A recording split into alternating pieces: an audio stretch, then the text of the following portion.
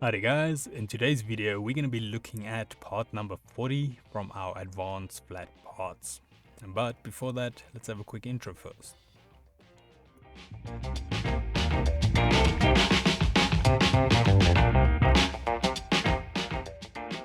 So today's video can be found on softwaretraining.co.za. We make short and easy to watch problem solving videos, and we also have daily updates. Otherwise, we head back into the program here.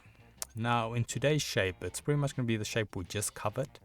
A rectangle with a circle cut out, but instead of chamfering the corners here, we're going to be looking at rounding them. So in essence, it's pretty much the same shape, just with the rounded corners. Now I'm going to go here to flat parts and go to P40.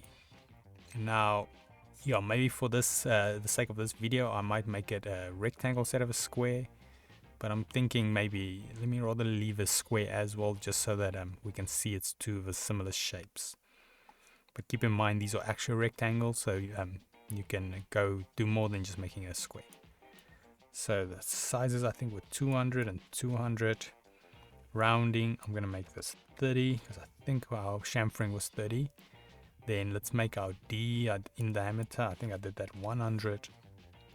Then X, I'm going to go 100, so this is where it's located on the horizontal plane. And then Y is now going to be on the vertical. So this one, I think we made 120 because 150 was just too big. So let's just preview this and have a quick look. Here we go. It looks to me very similar. It's just now we've got the rounded corners here by every side. So let's go 1, say add, and then we add this to our canvas. I'm going to put it there right next to our previous one so we can just see the difference. So now just a quick recap again. So the main difference between P39 and P40 is that P39 has a chamfering edges, where P40 has rounded edges.